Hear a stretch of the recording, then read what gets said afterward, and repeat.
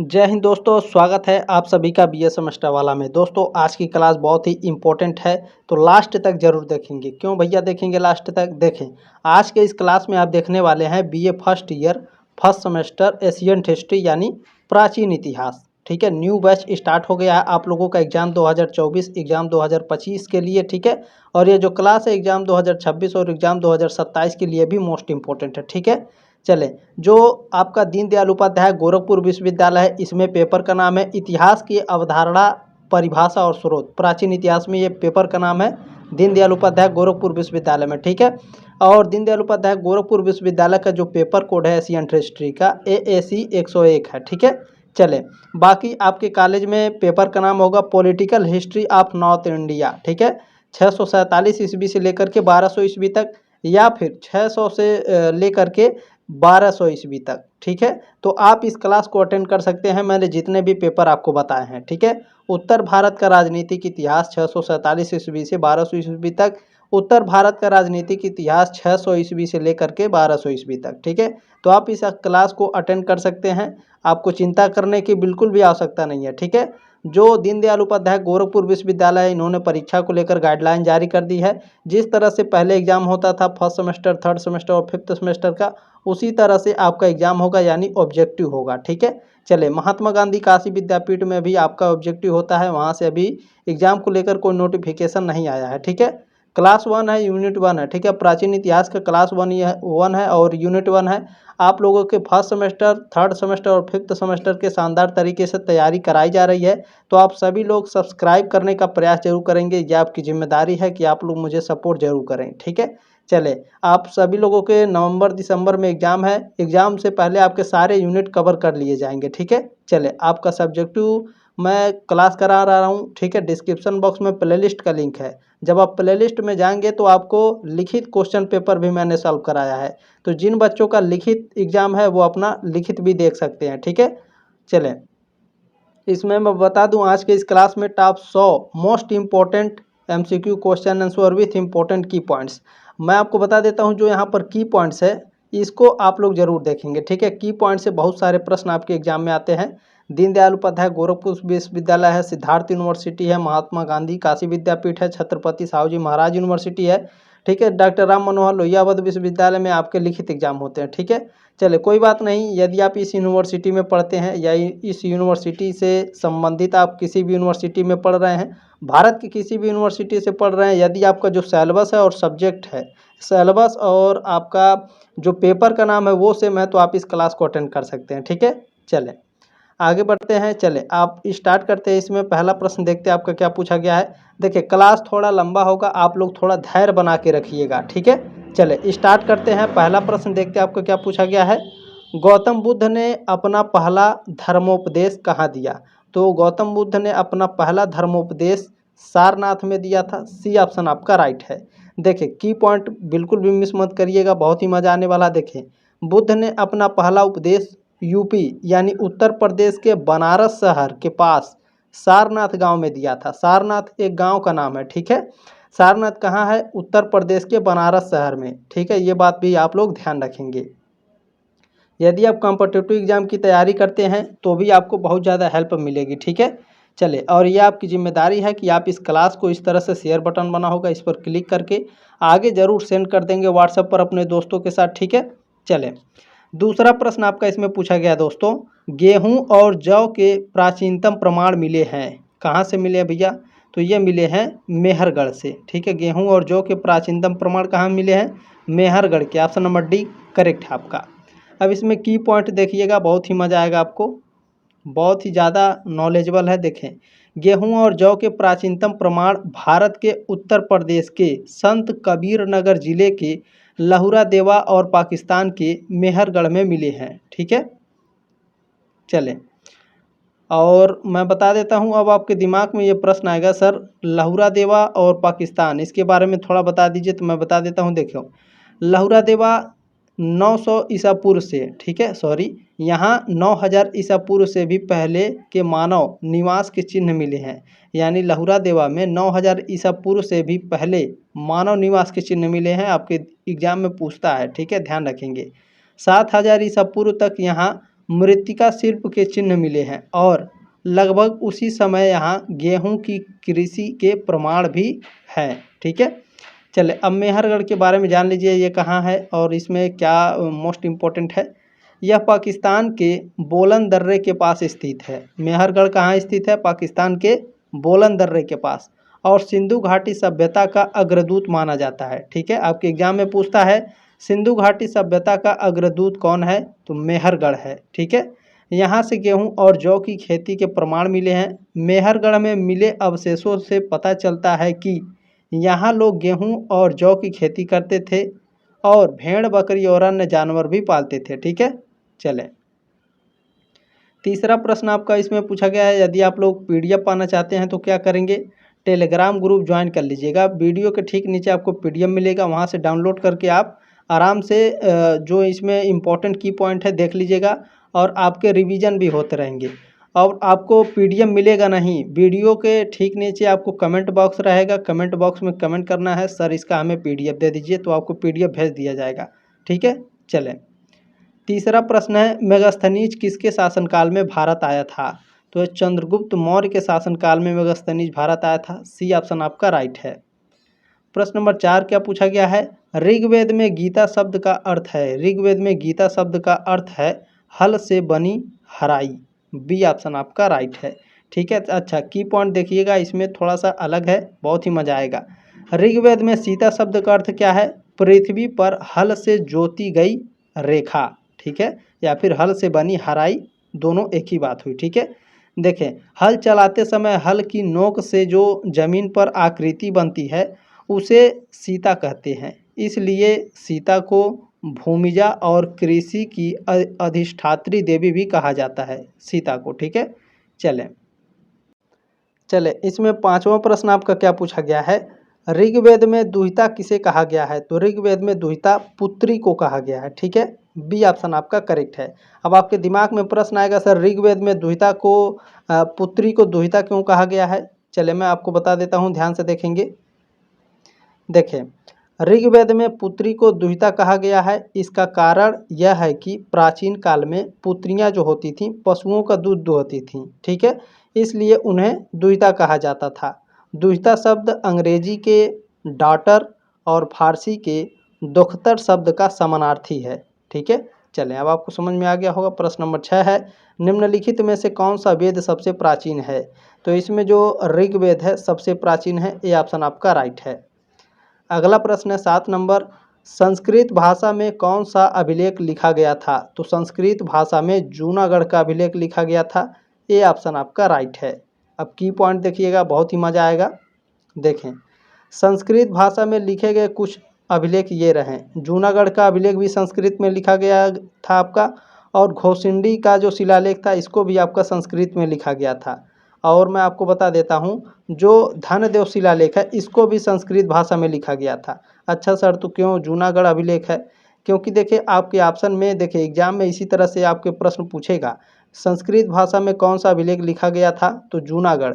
तो मान लीजिए मैंने जूनागढ़ बता दिया और एग्जाम में आपका आ गया यहाँ पर घोसुंडी शिलालेख। ठीक है, तो आप कहेंगे सर जूनागढ़ अभिलेख पढ़ाए थे तो घोसुंडी कहाँ से आ गया, इसीलिए एक एक जानकारी जो आपकी छोटी छोटी है वो सभी मैं आपको बता देता हूँ, ताकि एग्जाम हॉल में जब भी आप बैठेंगे आपको प्रश्न का उत्तर एकदम शानदार तरीके से आए। ठीक है, एक भी क्वेश्चन एक भी पॉइंट छूटेगा नहीं यदि आप क्लास को ध्यान से देखते हैं तो। ठीक है, चलिए संस्कृत भाषा में कौन कौन से अभिलेख हैं, जूनागढ़ अभिलेख है, घोसुंडी शिलालेख है और आपका धनदेव शिलालेख है। ठीक है, चलें आप लोग पीडीएफ डाउनलोड करके आराम से पढ़ लीजिएगा। आगे देखिए, भारतीय पुरातत्व का जनक किसे कहा जाता है, भारतीय पुरातत्व का जनक अलेक्जेंडर कनिंघम को कहा जाता है, यानी ए कनिंघम को। ऑप्शन नंबर ए राइट है। अब भारतीय पुरातत्व का जनक जब अलेक्जेंडर कनिंघम को कहा जाता है तो चलिए इनके बारे में थोड़ा जान लेते हैं जो एग्जाम में आपके आने वाले हैं। देखिए भारतीय पुरातत्व सर्वेक्षण के पहले महानिदेशक सर अलेक्जेंडर कनिंघम को भारतीय पुरातत्व का जनक कहा जाता है। जो अलेक्जेंडर कनिंघम हैं इनके बारे में कुछ बातें यहाँ पर लिखी गई हैं, ध्यान से पढ़िएगा, ये आपके एग्जाम में आएंगे। अलेक्जेंडर कनिंघम जो थे ब्रिटिश सेना के बंगाल इंजीनियर ग्रुप में इंजीनियर थे, यानी अलेक्जेंडर कौन थे, एक इंजीनियर थे, कहाँ पर? बंगाल इंजीनियर ग्रुप में, ब्रिटिश सेना के, ठीक है। अच्छा, वे ऐतिहासिक, भूगोल और इतिहास के भी जाने माने विद्वान थे, ठीक है।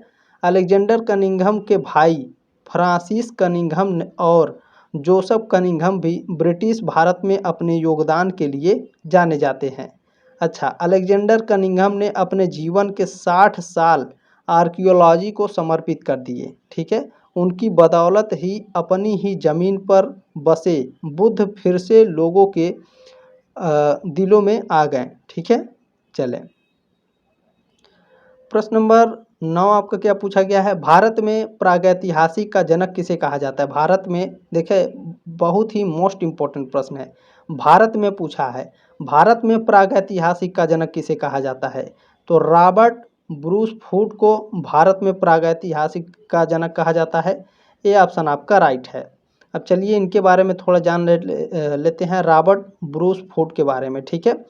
रॉबर्ट ब्रूस फूट को भारतीय प्रागैतिहासिक काल का जनक कहा जाता है, ठीक है। इनके बारे में कुछ बातें बताई गई हैं, ध्यान से सुनिएगा, जो आपके एग्जाम में आएंगे, ठीक है।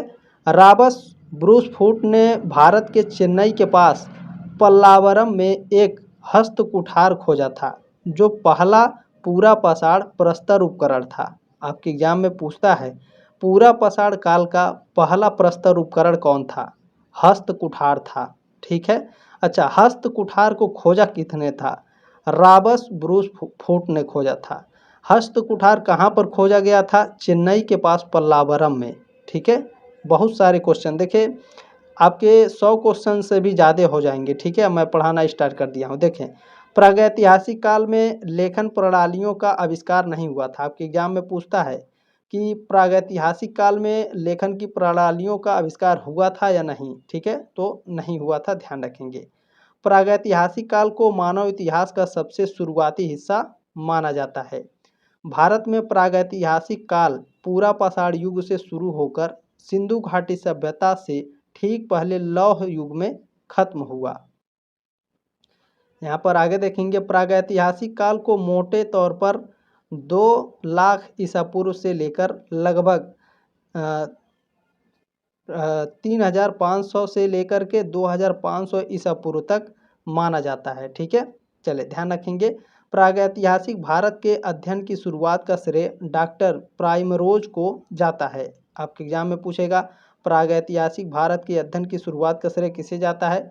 डॉक्टर प्राइमरोज को, ठीक है। चले आगे देखिए आप लोग, प्रागैतिहासिक काल को 3 भागों में बांटा गया है, पूरा पाषाण काल, मध्य पाषाण काल और नवपाषाण काल। 10वां प्रश्न आपका क्या पूछा गया है? बहुत ही ध्यानपूर्वक देखेंगे, बहुत ही इंपॉर्टेंट प्रश्न है। प्राचीन काल में निष्क था, यानी आपके एग्जाम में आपके दिमाग में ये आएगा, सर ये निष्क क्या है? अभी मैं बताता हूँ, प्राचीन काल में निष्क क्या था। देखिए, निष्क एक स्वर्ण आभूषण था, ठीक है। डी ऑप्शन आपका राइट है। देखिए क्या है, वैदिक काल में जो राजा होते थे, जो यज्ञ करवाते थे जब राजा, तो ये दक्षिणा के तौर पर जो ऋषि मुनि और ब्राह्मण होते थे, इनको सोने के बराबर तौल के टुकड़े देते थे, ठीक है। सोने के बराबर तौल के टुकड़े देते थे और इन्हीं टुकड़ों को निष्क कहा जाता था, ठीक है। चले, उम्मीद है साथियों आपको समझ में आ गया होगा। 11वां प्रश्न देखते हैं क्या है। वैदिक काल की सदानीरा नदी का वर्तमान नाम क्या है? तो इसका वर्तमान नाम सतलुज है। कहीं कहीं आपको गंडक भी देखने को मिलता है, ठीक है, ये बात ध्यान रखेंगे। तो सी ऑप्शन आपका राइट है। प्रश्न नंबर 12 आपका पूछा गया है, कृषि कब प्रारंभ हुई, यानी खेती कब प्रारंभ हुई थी? तो मध्य पाषाण काल में, पूरा पाषाण काल, उच्च पूरा पाषाण काल या नव पाषाण काल में? तो जो कृषि है साथियों, ये नव पाषाण काल में शुरुआत हुई थी, ठीक है। डी ऑप्शन आपका राइट है, खेती नव पाषाण काल में शुरुआत हुई थी। चले, 13 नंबर प्रश्न देखेंगे क्या है हमारा। भीमबेटका प्रसिद्ध है, तो भीमबेटका शैल चित्र के लिए प्रसिद्ध है। ए ऑप्शन आपका राइट है। आपके एग्जाम में पूछता है भीमबेटका कहाँ स्थित है? तो मध्य प्रदेश के रायसेन जिले में स्थित है, ठीक है। ध्यान रखेंगे, मध्य प्रदेश में स्थित है भीमबेटका। चलिए, 14 नंबर प्रश्न आपका पूछा गया है, प्राचीन काल में आर्यों के जीविकोपार्जन का मुख्य साधन था, यानी प्राचीन काल में जो आर्य थे, इनको जीने के लिए, ठीक है, मुख्य साधन क्या था? तो इनके जीने के लिए मुख्य साधन था खेती, यानी कृषि। सी ऑप्शन आपका राइट है। प्रश्न नंबर 15 आपका पूछा गया है, अशोक के अभिलेखों को पढ़ने का श्रेय किसे दिया जाता है? बहुत ही इंपॉर्टेंट प्रश्न है। तो जेम्स प्रिंसेप को दिया जाता है। डी ऑप्शन आपका करेक्ट है। अच्छा, ध्यान देंगे यहाँ पर, अशोक के अभिलेखों को पढ़ने का श्रेय अंग्रेज विद्वान जेम्स प्रिंसेप को जाता है। उन्होंने साल 1837 में अशोक के शिलालेखों को पढ़ने में सफलता हासिल की थी। आपके एग्जाम में पूछा जाता है अशोक के शिलालेखों को किस सन में पढ़ा गया था? 1837 में पढ़ा गया था। किसके द्वारा? जेम्स प्रिंसेप के द्वारा। जेम्स प्रिंसेप एक प्राच्यविद और पुरातन पंथी थे। वे ईस्ट इंडिया कंपनी के एक अधिकारी भी थे। वे प्राचीन भारतीय भाषाओं और लिपियों के विशेषज्ञ थे। उन्होंने ब्राह्मी और खरोष्टी लिपियों का अध्ययन किया था। आपके एग्जाम में पूछता है जेम्स प्रिंसेप किन लिपियों का अध्ययन किए थे? तो ब्राह्मी लिपि और खरोष्टी लिपि के अध्ययन किए थे जेम्स प्रिंसेप। ठीक है, चले प्रश्न नंबर 16 है आपका, स्वामी महावीर की मृत्यु निम्नलिखित में से किस स्थान पर हुई? तो इनकी मृत्यु हुई थी पावापुरी में। ठीक है, सी ऑप्शन आपका करेक्ट है। 16 का सी ऑप्शन करेक्ट है। देखें, भगवान महावीर ने ईसा पूर्व 527, ठीक है, महावीर भगवान ने 527 ईसा पूर्व 72 वर्ष की आयु में बिहार के पावापुरी यानी राजगीर में कार्तिक कृष्ण अमावस्या को निर्वाण यानी मोक्ष प्राप्त किए। ठीक है, निर्वाण आपके एग्जाम में पूछा जाता है, जैसे पूछा जाता है कि भगवान बुद्ध को निर्वाण की प्राप्ति कहाँ हुई, तो कितने बच्चों को समझ में नहीं आता है कि सर ये निर्वाण क्या होता है? तो निर्वाण यानी मृत्यु, यानी वो मोक्ष को प्राप्त हो गए। ठीक है, ध्यान रखेंगे, निर्वाण माने मृत्यु होता है। प्रश्न नंबर 17 है आपका, बुद्ध ने सर्वाधिक उपदेश दिए थे श्रावस्ती में, कौशाम्बी में, राजगृह में या लुम्बिनी में? तो जो भगवान बुद्ध थे ये सबसे ज़्यादा उपदेश श्रावस्ती में दिए थे। ए ऑप्शन आपका राइट है। प्रश्न नंबर 18 आपका क्या पूछा गया है? महावीर स्वामी का जन्म कहाँ हुआ था? रामपुर, पाटलिपुत्र, मगध या वैशाली में? तो महावीर स्वामी का जन्म वैशाली के कुंडग्राम में हुआ था। डी ऑप्शन आपका करेक्ट है। वैशाली कुंडग्राम कहाँ है? बिहार में है। ठीक है, ध्यान रखेंगे। उनके पिता का नाम सिद्धार्थ और माता का नाम क्या था? त्रिशला लिच्छवी। ठीक है, चले ध्यान रखेंगे, उनकी माँ त्रिशला लिच्छवी जनजाति की थी। सॉरी, ये लिच्छवी एक जनजाति है। उनकी माता का नाम त्रिशला था, पिता का नाम सिद्धार्थ था। ठीक है, चलें प्रश्न नंबर 19 आपका क्या पूछा गया है? जैन धर्म के संस्थापक हैं? तो जैन धर्म के संस्थापक ऋषभ देव हैं। डी ऑप्शन आपका करेक्ट है 19 का। अच्छा, एक बात ध्यान रखेंगे इसमें, प्रश्न नंबर 19 में जैन धर्म के संस्थापक ऋषभ देव हैं और ऋषभ देव को क्या कहा जाता है? देखिए क्या कहा जाता है, ऋषभ देव को आदिनाथ के नाम से भी जाना जाता है। ठीक है, तो कंफ्यूज मत होइएगा, एग्जाम में ऋषभ देव की जगह आदिनाथ भी दे सकता है। ठीक है, चलें प्रश्न नंबर 20 है आपका, नेचुरल हिस्ट्री का लेखक था? तो नेचुरल हिस्ट्री का लेखक प्लिनी थे। ठीक है, ए ऑप्शन आपका करेक्ट है। आप चलिए की पॉइंट में देखिएगा, बहुत ही मजा आएगा। नेचुरल हिस्ट्री पुस्तक के लेखक रोमन लेखक प्लिनी द एल्डर थे। ठीक है, नेचुरल हिस्ट्री पुस्तक के लेखक कौन थे? Pliny the Elder. Pliny the Elder कहाँ के निवासी थे? रोम के रहने वाले थे। ठीक है, इस पुस्तक को लैटिन में नेचुरलिस हिस्टोरिया कहते हैं। यह प्राकृतिक इतिहास पर आधारित है और इसमें प्राकृतिक दुनिया से जुड़ी कई जानकारियाँ दी गई हैं। इस पुस्तक को रोमन साम्राज्य से लेकर आधुनिक समय तक जीवित रहने वाली सबसे बड़ी एकल कृतियों में से एक माना जाता है। प्रश्न नंबर 21 है, अर्थशास्त्र के लेखक कौन थे? तो आप सभी लोग जानते हैं चाणक्य अर्थशास्त्र के लेखक हैं, यानी कौटिल्य। बी ऑप्शन आपका राइट है। चलें प्रश्न नंबर 22 आपका क्या पूछा गया है? धर्मचक्र परिवर्तन किया गया था सांची, वैशाली, लुम्बिनी में या सारनाथ में? धर्मचक्र परिवर्तन सारनाथ में किया गया था। डी ऑप्शन आपका करेक्ट है। अब सर ये बताइए कि धर्मचक्र परिवर्तन क्या है? बिल्कुल बताएंगे, ध्यान से देखिए।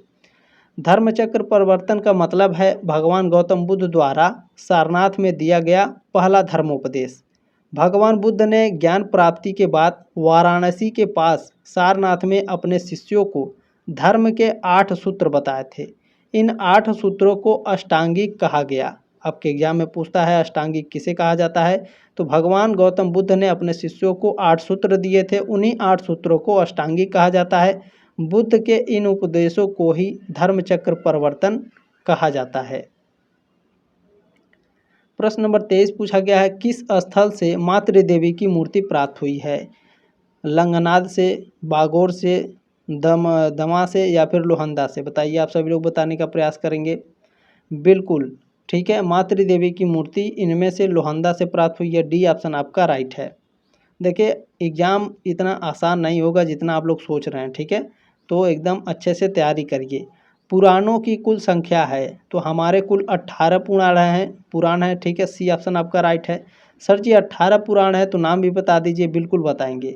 देखिए 18 पुराणों का नाम कुछ इस प्रकार है। पहला ब्रह्म पुराण, दूसरा है पद्म पुराण, तीसरा है विष्णु पुराण। विष्णु पुराण पहले धारावाहिक आता था बहुत साल पहले जब हम लोग छोटे थे, ठीक है। चले, इसके बाद है आपका चौथा वायु पुराण, पांचवा है भागवत पुराण, छठा है नारद पुराण, सातवां है मार्कंडे पुराण, आठवां है आपका अग्नि पुराण, ठीक है, अग्नि पुराण। उसके बाद नवां है भविष्य पुराण, 10वां है आपका ब्रह्म वैवर्त पुराण, 11वां है लिंग पुराण, 12वां है आपका वाराह पुराण और 13वां है स्कंद पुराण, ठीक है। 14 नंबर आपका जो है वामन पुराण है, 15 नंबर कूर्म पुराण है, 16 नंबर, ठीक है, मत्स्य पुराण है, 17 नंबर गरुड़ पुराण है, 18 नंबर ब्रह्मांड पुराण है, ठीक है। गरुड़ पुराण और आपका विष्णु पुराण ये दोनों धारावाहिक आते थे पहले, ठीक है। चले कोई बात नहीं, आपके 18 थे, 18 पुराणों को मैंने नाम बता दिए, ठीक है। अच्छा, आप लोग टेलीग्राम ग्रुप में आइएगा, कमेंट जरूर कर दीजिएगा कि सर वीडियो पे जाइएगा आप, ठीक है। वीडियो में आपको कमेंट बॉक्स रहेगा, कमेंट बॉक्स में कहिएगा कि सर इसमें आप PDF सेंड कर दीजिए, मैं तुरंत सेंड कर दूंगा, ठीक है। चलें, प्रश्न नंबर 25 है, वैदिक देवमंडल में कौन युद्ध का देवता था? तो इंद्र जो थे दोस्तों, ये वैदिक देवमंडल में युद्ध के देवता थे, ठीक है। बी ऑप्शन आपका करेक्ट है 25 नंबर का। अच्छा, देखेंगे यहाँ पर बहुत ही इम्पोर्टेंट पॉइंट है। वैदिक देवमंडल में इंद्र को युद्ध का देवता माना जाता था। इंद्र को तूफानों का देवता भी कहा जाता था। वे देवताओं के राजा भी थे। ऋग्वेद में इंद्र को विशेष रूप से पूजा जाता है और उनके लिए 250 से ज़्यादा श्लोक हैं। प्रश्न नंबर 26 आपका पूछा गया है, निम्नलिखित में से कौन भारत का प्रथम विधि निर्माता माना जाता है?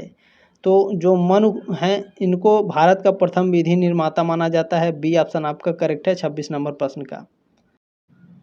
प्रश्न नंबर 27 आपका पूछा गया है, पाषाण काल, कांस्य काल और लौह काल का त्रियुगीन विभाजन किसने किया था? CJ थॉमसन ने किया था। बी ऑप्शन आपका करेक्ट है 27 नंबर प्रश्न का। प्रश्न नंबर 28 आपका क्या पूछा गया है, चावल के प्राचीनतम साक्ष्य कहाँ से प्राप्त हुए हैं? तो चावल के प्राचीनतम जो साक्ष्य हैं ये कोल्डी हवा से प्राप्त हुए हैं, ठीक है। ए ऑप्शन आपका करेक्ट है। आप लोग ध्यान से देखिएगा, बहुत ही इम्पोर्टेंट की पॉइंट है। भारत में चावल से जुड़े सबसे पुराने प्रमाण जो हैं उत्तर प्रदेश के इलाहाबाद के पास बेलन घाटी और कोल्डियावा से मिले हैं, ठीक है। अगर कोल्डियावा नहीं देगा ऑप्शन में तो बेलन घाटी देता है, ठीक है, तो ध्यान रखेंगे। कोल्डियावा से मिले साक्ष्यों के मुताबिक यहाँ नवपाषाण काल में 7000 से 6000 ईसा पूर्व के आसपास चावल की खेती होती थी, ठीक है। अच्छा, चीन में चावल की खेती के साक्ष्य भी मिले हैं, ध्यान देंगे। चीन में यांतजी नदी के किनारे मिले साक्ष्यों के मुताबिक करीब 9400 साल पहले वहाँ चावल के खेत थे, ठीक है। चलें, प्रश्न नंबर 29 पूछा गया है, ताम्रपाषाण कालीन इनाम गांव बस्ती किस संस्कृति से संबंधित है? जोरवे संस्कृति से, यूरोपीय संस्कृति से या फिर दोनों से? तो ताम्रपाषाण कालीन जो इनाम गांव बस्ती है यह जोरवे संस्कृति से संबंधित है। ये ऑप्शन आपका करेक्ट है। अब चलिए इसके बारे में थोड़ा सा जान लीजिए, मज़ा आ जाएगा। देखें, इनाम गांव बस्ती ताम्रपाषाण युग की जोरवे संस्कृति से जुड़ी हुई है। जोरवे संस्कृति के प्रमुख स्थलों में इनाम गांव के अलावा दैमाबाद, नेवासा और जोरवे शामिल हैं। दैमाबाद जोरवे संस्कृति का सबसे बड़ा स्थल है, ठीक है। चले, ध्यान रखेंगे, बहुत ही इम्पोर्टेंट पॉइंट है। प्रश्न नंबर 30 है, नवपाषाण काल में मानव था तो उत्पादक और उपभोक्ता दोनों था, ठीक है। सी ऑप्शन आपका करेक्ट है प्रश्न नंबर 30 का। प्रश्न नंबर आपका 31 पूछा गया, बहुत ही इम्पोर्टेंट प्रश्न है ये, क्योंकि नवदा टोली जो है ये इम्पोर्टेंट टॉपिक है। नवदा टोली किस राज्य में अवस्थित है? मध्य प्रदेश में स्थित है। ए ऑप्शन आपका राइट है। नवदा टोली से कई सारे प्रश्न आपके एग्जाम में आते हैं, ठीक है। तो कई सारे प्रश्न आते हैं, तो कई सारे मैं प्रश्न बता भी दूंगा। देखें, नवदा टोली मध्य प्रदेश में स्थित एक ताम्रपाषाणिक पूरा स्थल है। यह नर्मदा नदी के किनारे बसा हुआ है। आपके एग्जाम में पूछता है नवदा टोली किस नदी के किनारे बसा है? नर्मदा नदी के किनारे। नर्मदा नदी कैसा पूरा स्थल है? ताम्रपाषाणिक पूरा स्थल है। नवदा टोली का उत्खनन किसने किया था भैया? तो दक्कन कॉलेज के पुणे में दक्कन कॉलेज पुणे में है, और इसके प्रोफेसर थे HD सांकलिया। इनके नेतृत्व में नवदा टोली का उत्खनन हुआ था, ठीक है। अच्छा, इसका उत्खनन कब हुआ था? 1952-53 में, 1953-54 में, और 1957 से लेकर 1959 में हुआ था, ठीक है। चलें, अच्छा ध्यान रखेंगे यहाँ पर नवदा टोली का उत्खनन करने वाली टीम में मध्य प्रदेश के पुरातत्व विभाग भी शामिल थे। ये बात ध्यान रखेंगे, ठीक है, इंपॉर्टेंट पॉइंट है। नवदा टोली से मिट्टी, बांस और फूस से बने चौकोर और गोल घर मिले हैं। सर ये फूस क्या होता है? तो आप लोग गांव में सुने होंगे, हमारे अय्या जो हैं, हमारे जो बाबा हैं, हमारे जो, ठीक है, माता पिता हैं, ये क्या कहते हैं? घास फूस, ठीक है। आप लोगों ने घास फूस का नाम सुना होगा, तो घास नहीं, ये फूस से बनाए जाते थे। मिट्टी, बांस और फूस से नवदा टोली में चौकोर गोल घर बनाए जाते थे, ठीक है। देखें, नवदा टोली के घरों के जो फर्श और दीवारें हैं, इस पर चूने का लेप लगाया जाता था, ठीक है। चलें, प्रश्न नंबर 32 आपका क्या पूछा गया है? मनुष्य ने सबसे पहले किस धातु को औजार बनाने में प्रयुक्त किया? तो मनुष्य ने सबसे पहले तांबे का, ठीक है, तांबे का, यहाँ पर टाइपिंग में गलती हो गई है। देखिए, तांबे का औजार सबसे पहले मनुष्य ने बनाया था, ठीक है, ध्यान रखेंगे। प्रश्न नंबर आपका 33 देखें क्या पूछा गया है। चलें, प्रश्न नंबर 33 है, पूरा पाषाण काल में मनुष्य की जीविका का मुख्य आधार क्या था? पूरा पाषाण काल में पूछ रहा है। अच्छा, एक बात आप लोग बताइएगा कि ये जो आपका रेड कलर से प्रश्न और उत्तर लिखा गया है, ये आप लोगों को अच्छा लगता है कि नहीं? आप लोग कहिएगा तो मैं पूरा ब्लैक करके दूंगा, ठीक है, BLACK, पूरा मैं ब्लैक में आपको दे दूंगा, ठीक है। आप लोग कमेंट करके बताइएगा ब्लैक अच्छा लगता है या फिर रेड वाला, ठीक है। चलें, पूरा पाषाण काल में मनुष्य की जीविका का मुख्य आधार क्या था? शिकार था, ठीक है। ए ऑप्शन आपका करेक्ट है। शिकार पर ही निर्भर रहते थे पूरा पाषाण काल के जो मनुष्य थे। प्रश्न नंबर 34 पूछा गया है, पाषाण काल को कितने भागों में बांटा गया है? तो जो पाषाण काल है इसको 3 भागों में बांटा गया है। ए ऑप्शन आपका राइट है। कौन कौन से भाग में बांटा गया भैया? ध्यान से देखेंगे। देखिए, पाषाण काल को 3 भागों में बांटा गया है। पहला है पूरा पाषाण काल, दूसरा है मध्य पाषाण काल, तीसरा है नव पाषाण काल, ठीक है। मानव इतिहास के आरंभ से लेकर कांस्य युग तक, ठीक है, उसके समय को पाषाण काल कहा जाता है, ठीक है। मानव इतिहास के आरंभ से लेकर कांस्य युग तक समय को क्या कहा जाता है? पाषाण काल। इस काल में पाषाण उपकरणों का इस्तेमाल काफ़ी होता था, इसलिए इसे प्रागैतिहासिक काल भी कहा जाता है, ठीक है। चलें, प्रश्न नंबर 35 आपका इसमें पूछा गया है, पूरा पाषाण काल में मानव था आखेटक, खाद्य संग्राहक, दोनों या शिकारी? बताइए, आप सभी लोग बताने का प्रयास करेंगे। तो आकेठक और खाद्य संग्रह दोनों था, ठीक है, सी ऑप्शन आपका करेक्ट है। प्रश्न नंबर 36 देखेंगे, पेबुल उपकरण किस काल से संबंधित है? तो जो पेबुल उपकरण है यह निम्न पूरा पाषाण काल से संबंधित है। ए ऑप्शन आपका करेक्ट है। अब आपके दिमाग में आएगा सर ये निम्न पूरा पाषाण क्या है, इसके बारे में थोड़ा बता दीजिए। बिल्कुल, देखें, निम्न पूरा पाषाण काल, इस काल के यानी निम्न पूरा पाषाण काल के जो उपकरण थे मुख्य रूप से चापर, चापिंग, पेबुला और हैंडल एक्स प्रकार के मिले हैं, ठीक है। उत्तर भारत में यह उपकरण सोहन नदी घाटी तथा शिवालिक श्रेणियों में मिले हैं। आपके एग्जाम में प्रश्न पूछेगा, बहुत ही ध्यान से पढ़ेंगे, ठीक है। चले, प्रश्न नंबर 37 है, मातृदेवी की हड्डी से निर्मित आकृति कहाँ से प्राप्त हुई है? तो यह हड़प्पा यानी सिंधु घाटी सभ्यता से प्राप्त हुई है। ए ऑप्शन आपका करेक्ट है। प्रश्न नंबर 38 है, पहिए का आविष्कार कब हुआ? तो जो पहिया है इसका आविष्कार नव पाषाण काल में हुआ था। ए ऑप्शन आपका करेक्ट है। प्रश्न नंबर 39 आपका पूछा गया है, मध्य पाषाण कालीन मानव शिकार के लिए किसने बने उपकरणों का प्रयोग करता था। यानी जो पाषाण कालीन मानव थे ये शिकार के लिए किसके, ठीक है यहाँ किसके होना चाहिए था, किसके बने उपकरणों का प्रयोग करता था। पत्थर के बने, सोना, लोहा या फिर तांबे के। बहुत ही इंपॉर्टेंट प्रश्न है। तो मध्य पाषाण कालीन में जो मानव थे ये शिकार के लिए पत्थर के औजारों का उपयोग करते थे। ये ऑप्शन आपका करेक्ट है। प्रश्न नंबर 40 पूछा गया है, कपास के प्राचीनतम साक्ष्य कहाँ से प्राप्त हुए हैं। कपास के प्राचीनतम साक्ष्य मेहरगढ़ से प्राप्त हुए हैं। ये ऑप्शन आपका राइट है। अच्छा ध्यान देंगे आप लोग यहाँ पर थोड़ा, कपास के प्राचीनतम साक्ष्य पाकिस्तान के बलूचिस्तान में स्थित मेहरगढ़ से मिले हैं। मेहरगढ़ कहाँ स्थित है, पाकिस्तान के बलूचिस्तान में, ठीक है। मेहरगढ़ में नवपाषाण युग 7000 ईसा पूर्व से 33, ठीक है 3300 ईसा पूर्व के कई अवशेष मिले हैं। यहाँ से मिले साक्ष्यों में कपास के अलावा गेहूं और जौ की खेती के भी प्रमाण मिले हैं। मैंने शुरू में आपको बताया था मेहरगढ़ में गेहूं और जौ की खेती के प्रमाण मिले हैं, ठीक है, पहले प्रश्न में ही। तो ये बात ध्यान रखेंगे आप लोग। प्रश्न नंबर 41 आपका पूछा गया है, किस काल को आखेटक तथा खाद्य संग्रह काल कहा जाता है। बहुत ही इंपॉर्टेंट प्रश्न है। तो पूरा पाषाण काल को आखेटक तथा खाद्य संग्रह काल कहा जाता है। प्रश्न नंबर 42 आपका पूछा गया, इसमें किन प्राचीन संदेशों से मौर्य शासकों और कालक्रम की सूची का पता चलता है। किन प्राचीन संदेशों से बताइए, पुराण संदेश से, ब्राह्मण संदेश से या वेद संदेश से। किस प्राचीन संदेशों से मौर्य शासकों और कालक्रम की सूची का पता चलता है। तो यह पुराणों से पता चलता है कि मौर्य शासक का कालक्रम और उसका शासनकाल, ठीक है, पुराणों से पता चलता है।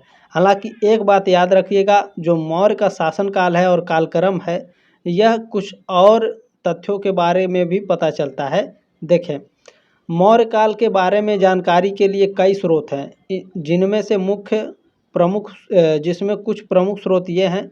अशोक के शिलालेख, ठीक है, अशोक के शिलालेखों से भी मौर्य शासन के बारे में पता चलता है। देखें, ये शिलालेख राजा अशोक के राजादेश के रूप में जारी किए गए थे, ठीक है। इन शिलालेखों से पता चलता है कि अशोक ने ही भारत में शिलालेखों का प्रचलन शुरू किया था। आपके एग्जाम में पूछता है, ठीक है, कि भारत में शिलालेखों का प्रचलन किसने शुरू किया था, अशोक ने, ठीक है। अब किस शिलालेख से पता चलता है, अशोक के शिलालेख से। इन शिलालेखों में राजा की सोच और विचारों के बारे में जानकारी मिलती है। ये शिलालेख 3 तरह के होते हैं, शिलालेख, स्तंभलेख और गुहालेख। देखिए, कौटिल्य के अर्थशास्त्र, इंडिका और बौद्ध ग्रंथ से भी मौर्य साम्राज्य के बारे में जानकारी मिलती है, ठीक है। तो ये बातें आप सभी लोग ध्यान रखिएगा और इसे आप लोग क्लास रोककर आराम से पढ़ लीजिए, या तो आप स्क्रीनशॉट लेकर रख सकते हैं, ठीक है। चलें, और हाँ, जैन ग्रंथ से भी जैन ग्रंथ से भी मौर्य साम्राज्य के बारे में पता चलता है, ठीक है, ध्यान रखेंगे। प्रश्न नंबर 43 है आपका, मध्य पाषाण काल में पशुपालन के सबसे प्राचीनतम साक्ष्य किस स्थान से प्राप्त हुए हैं। तो यह प्राप्त हुआ है बागोर से, ठीक है। मध्य पाषाण काल में पशुपालन के सबसे प्राचीनतम साक्ष्य बागोर से प्राप्त हुए हैं। देखिए, अब यह की पॉइंट देखिएगा भैया, बहुत इंपॉर्टेंट है। मध्य पाषाण काल में पशुपालन के सबसे प्राचीनतम साक्ष्य जो हैं राजस्थान के भीलवाड़ा जिले में स्थित बागोर नामक स्थान से मिले हैं। इन साक्ष्यों का समय लगभग 5000 ईसा पूर्व माना जाता है। चलें, इस काल में इस्तेमाल होने वाले औजार बहुत छोटे होते थे, इसलिए इन्हें माइक्रोलिथ कहते हैं, ठीक है। आपके एग्जाम में पूछता है माइक्रोलिथ किसे कहते हैं, तो ध्यान रखिएगा, यह मध्य पाषाण काल में जो औजार होते थे यह बहुत छोटे होते थे, ठीक है। तो इन छोटे औजारों को माइक्रोलिथ कहा जाता था। प्रश्न नंबर 44 आपका इसमें पूछा गया है, नवपाषाण काल में किस स्थान से गर्तावास प्राप्त हुए हैं। तो यह बुर्जहोम से प्राप्त हुए हैं। सी ऑप्शन आपका करेक्ट है। बहुत ही इंपॉर्टेंट प्रश्न है, ध्यान देंगे इसमें। नवपाषाण काल के कश्मीर घाटी के बुर्जहोम स्थल से गर्तावास के साक्ष्य मिले हैं, ठीक है। यह स्थल जम्मू और कश्मीर में स्थित है। गर्तावास कहाँ स्थित है भैया, जम्मू और कश्मीर में, ठीक है। यहाँ मिले साक्ष्यों से पता चलता है कि न्यूलिथिक लोगों ने भूतल और भूस्थल स्तर पर आवास बनाए थे। ठीक है, देखें अगला प्रश्न है आपका 45 नंबर। प्रागैतिहासिक काल में किस स्थान से मानव के साथ कुत्तों को भी दफनाने का प्रचलन था? बहुत ही इंपॉर्टेंट पॉइंट है, तो बुर्जहोम में। ठीक है, बी ऑप्शन आपका करेक्ट है प्रश्न नंबर 45 का। प्रश्न नंबर 46 है, निम्न में से कौन सुमेलित नहीं है? तो देखें इसमें जो नेवासा है यह आपका सुमेलित नहीं है, क्योंकि नेवासा जो है यह आपका महाराष्ट्र में है। कहाँ भैया? महाराष्ट्र में। ठीक है, ये बात ध्यान रखेंगे, महाराष्ट्र में है नेवासा। बाकी मेहरगढ़ बलूचिस्तान में है, चिरांद छपरा बिहार में, संगनकल्लू गुजरात में है। प्रश्न नंबर 47 है आपका, नौपाषाण में किस स्थल से हड्डी के उपकरण मिले हैं? तो यह आपका चिरांद से मिला है। ए ऑप्शन आपका राइट है। चलिए ध्यान देंगे की पॉइंट यहाँ पर, नौपाषाण काल के इन स्थलों से हड्डी के औजार मिले हैं। देखें बहुत ही इंपॉर्टेंट प्रश्न है। ठीक है, देखें नौपाषाण काल में किस स्थल से हड्डी के उपकरण मिले हैं? चिरांद से। लेकिन चिरांद के अलावा बुर्जहोम कश्मीर घाटी में भी आपके हड्डियों के अवशेष मिले हैं। यानी देखें यहाँ भी हड्डियों से बने औजार मिले हैं बुर्जहोम और जम्मू कश्मीर में। चिरांद तो आपके ऑप्शन में दिया है। महागरा से भी आपके, ठीक है, जानवरों की हड्डियाँ मिली हैं। साथ ही झोपड़ियों के पास मवेशियों को रखने के लिए एक बड़ा गोलाकार कलम भी मिला है। ठीक है, तो ध्यान रखेंगे, बहुत ही इम्पोर्टेंट है। ठीक है, आपके एग्जाम में चिरांद नहीं देगा तो बुर्जहोम देगा, या फिर महागरा भी ऑप्शन में दे सकता है। प्रश्न नंबर 48 है आपका, रॉबर्ट ब्रूसफुट जिन्होंने भारत में प्रथम पूर्व पाषाणिक उपकरण की खोज की मूलतः थे? तो यह एक भूवैज्ञानिक थे।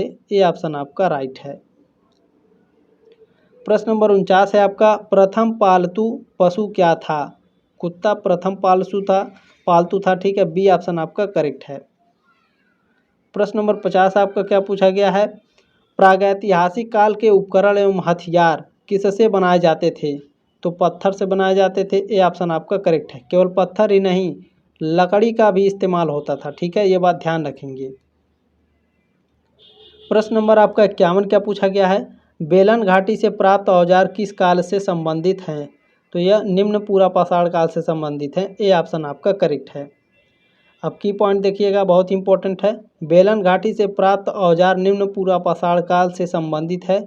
यह घाटी उत्तर प्रदेश के मिर्ज़ापुर जिले में स्थित है और यहाँ पुरापाषाणकालीन मानवों द्वारा उपयोग किए गए औजार प्राप्त हुए हैं।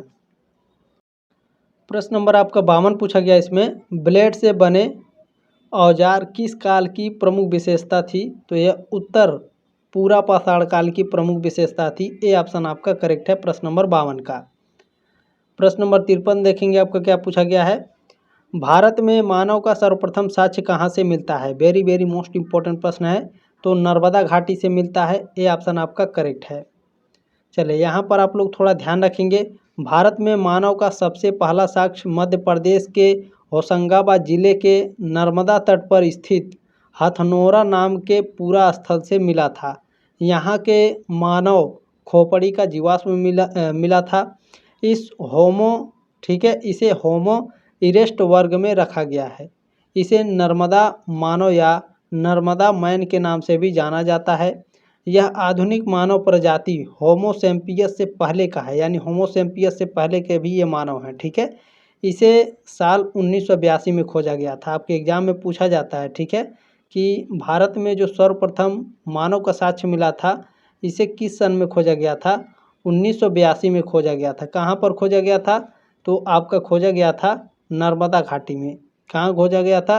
नर्मदा घाटी। ठीक है, नर्मदा घाटी, ध्यान रखेंगे, नर्मदा घाटी है आपका।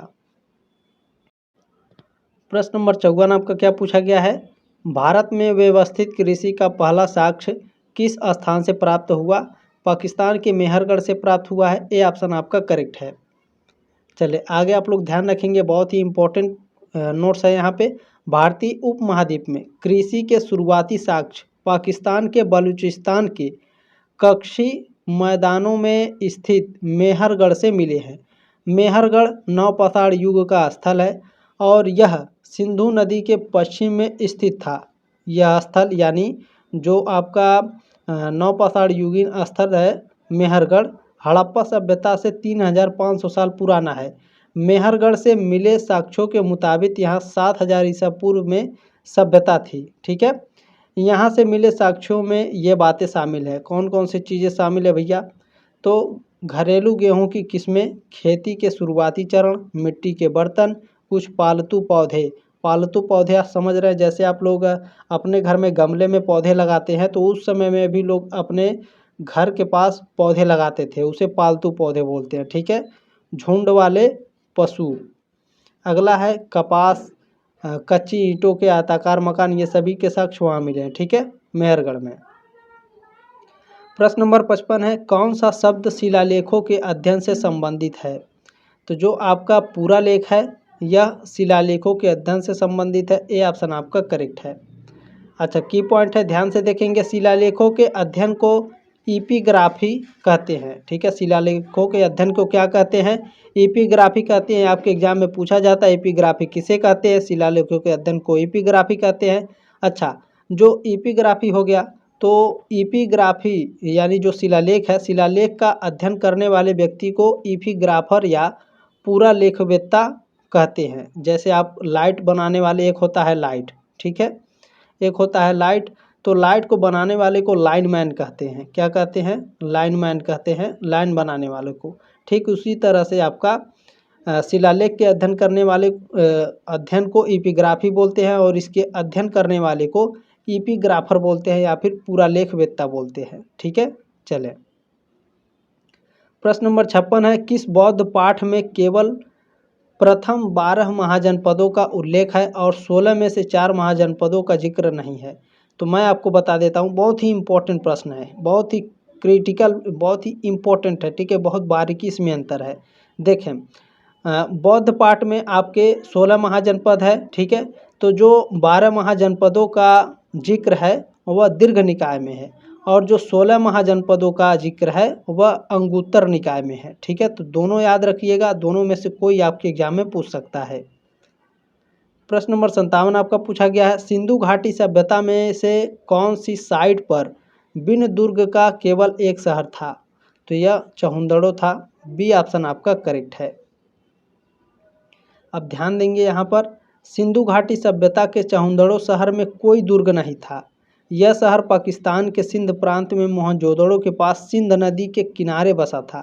साल 1931 में एनजी मजुमदार ने चहुंदड़ो की खुदाई की थी। आपके एग्जाम में पूछता है चहुंदड़ो की खुदाई किसने की थी? एनजी मजुमदार ने। कब की थी? 1931 में। प्रश्न नंबर 58 है, 58 नंबर प्रश्न पूछा गया है आपका, किस पाल शासक ने बौद्धों के लिए मशहूर विक्रमशिला विश्वविद्यालय की स्थापना की थी? तो धर्मपाल ने विक्रमशिला विश्वविद्यालय की स्थापना की थी बौद्धों के लिए। डी ऑप्शन आपका करेक्ट है। अच्छा, इसके इतिहास के बारे में थोड़ा जान लीजिए आप। पाल वंश के राजा धर्मपाल ने 8वीं शताब्दी में बौद्धों के लिए मशहूर विक्रमशिला विश्वविद्यालय की स्थापना की थी। यह विश्वविद्यालय बिहार के भागलपुर जिले में अंतिचक गांव में था। यह गंगा नदी के दक्षिण किनारे पर पहाड़ी पर बना था। कौन बना था? तो विक्रमशिला विश्वविद्यालय बनाया गया था। किसने बनवाया था? धर्मपाल जी ने। ठीक है, किसके लिए? तो बौद्धों के लिए। प्रश्न नंबर 59 है, 1863 में भारत में पहले पूरा पाषाण पत्थर की खोज किसने की थी? तो रॉबर्ट ब्रूस फुट ने की थी। ए ऑप्शन आपका करेक्ट है। की पॉइंट में देखिएगा, बहुत इंपॉर्टेंट है। भारत में सबसे पहले पूरा पाषाण काल की खोज साल 1863 में अंग्रेज भूवैज्ञानिक सर रॉबर्ट ब्रूस फुट ने की थी। उन्होंने मद्रास के पल्लावरम में पूरा पाषाण काल के औजारों की खोज की थी। इन औजारों में हाथ की कुल्हाड़ी भी शामिल थी। ये औजार अब चेन्नई संग्रहालय में सुरक्षित हैं। प्रश्न नंबर 60 आपका पूछा गया है, पूरा पाषाण शब्द की खोज 1865 में पुरातात्विक द्वारा की गई थी। यानी कौन से पुरातात्विक विद के द्वारा 1865 में पूरा पाषाण शब्द की खोज की गई थी?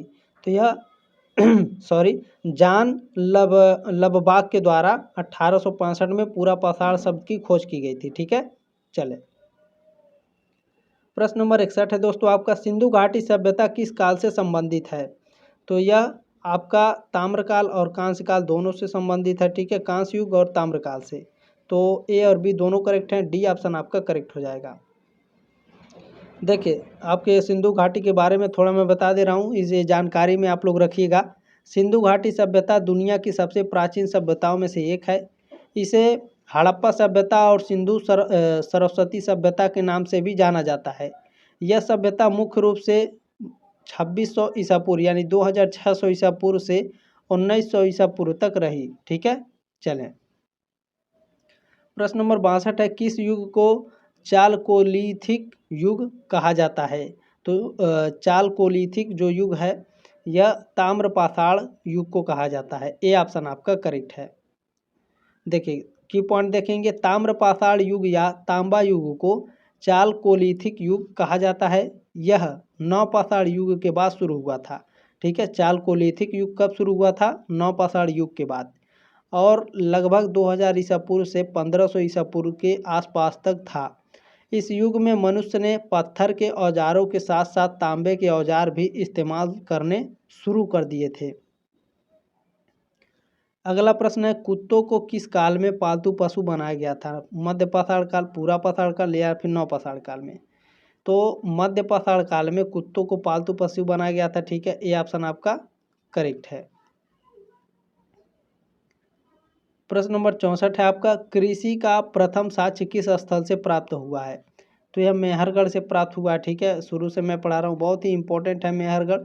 ये आपके लगभग 100 प्रश्न से ज़्यादा होगा। ठीक है, 100 प्रश्न से भी ज़्यादा मैंने आपको बता दिया है। तो आज के लिए बस इतना ही। ठीक है, क्लास बहुत ज़्यादा लंबा हो जा रहा है, लेट भी हो जा रहा है। ठीक है, तो आज के लिए बस इतना ही। और ये आपका यूनिट 1 आज कंप्लीट हो गया। ठीक है, यूनिट 1 आपका आज कंप्लीट हो गया। अब यूनिट 2 के बारे में बात करेंगे, तो प्लीज़ देखिए आप लोग सब्सक्राइब करके सपोर्ट जरूर करेंगे। ठीक है, ताकि आप second semester, third semester, fourth semester, fifth semester और सिक्स सेमेस्टर भी मेरे साथ शानदार तरीके से पढ़ सकेंगे। ठीक है, चलिए जल्दी मिलते हैं आपके नेक्स्ट क्लास में। तब तक के लिए जय हिंद, वंदे मातरम।